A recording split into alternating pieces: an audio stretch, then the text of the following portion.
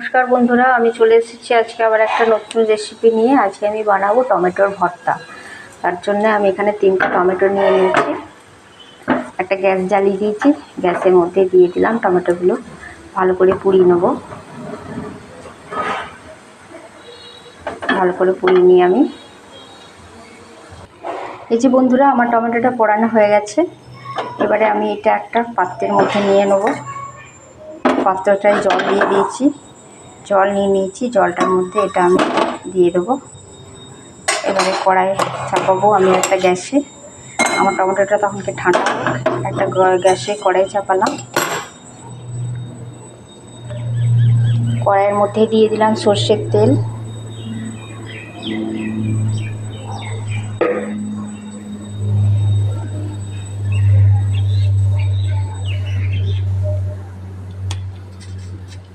শুকনো লঙ্কা, গোটা জিরে, পেঁয়াজ কুচো, রসুন কুচো, লঙ্কা কুচো আমি দিয়ে দিলাম। এবার এটা আমি ভালো করে ভেজে নেব।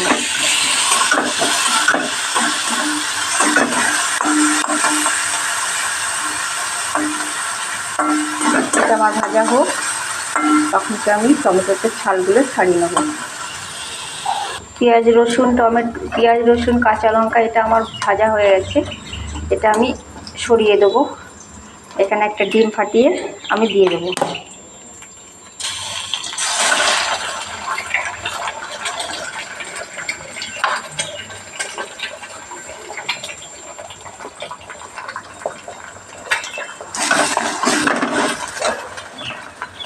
আঁচটা বাড়িয়ে দিলাম।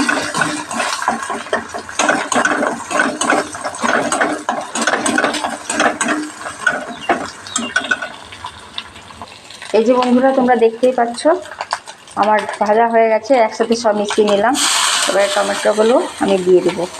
টমেটোগুলো ভালো করে সেদ্ধ করে পুড়িয়ে ছাড়িয়ে নিয়েছি। এবারে এগুলো আমি দিয়ে দেবো ভালো করে।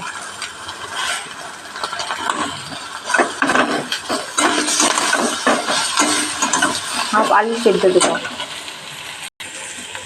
হাফ আলু সেদ্ধ দিয়ে দিলাম। সব একসাথে আমি মিশিয়ে নেবো ভালো করে।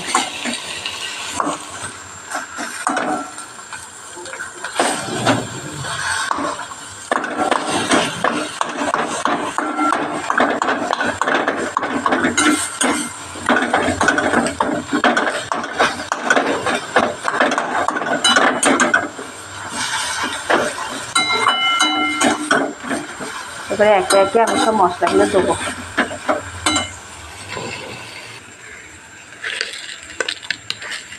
সামান্য করে চিনি দিলাম। আমি আন্দাজ মতো লবণ দিলাম। অল্প করে হলুদ দিলাম। এবার এটা আমি ভালো করে কষিয়ে নেব।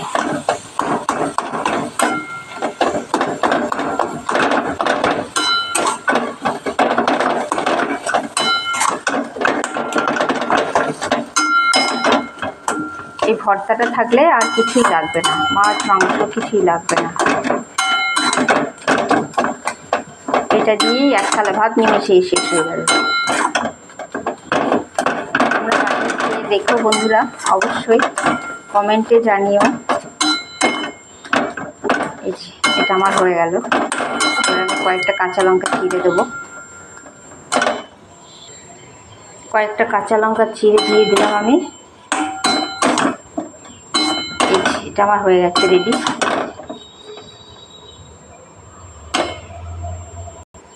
এবারে সামান্য সর্ষের তেল ছড়িয়ে আমি এটা নামিয়ে নেব। সামান্য সর্ষের তেল ছড়িয়ে দিলাম। এবারে এটা আমি নামিয়ে নেব।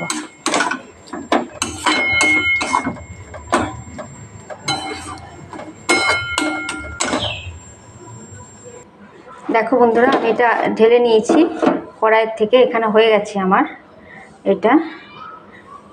দেখো কত সুন্দর দেখতে হয়েছে, খেতেও খুব টেস্টি হবে।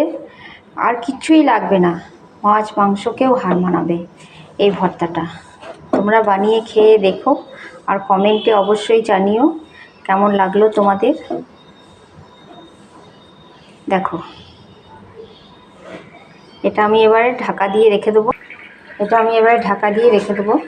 যতক্ষণ না আমার পরিবেশন হচ্ছে ততক্ষণ আমার এটা ঢাকাই থাকবে। বাই বন্ধুরা, ভালো থেকো।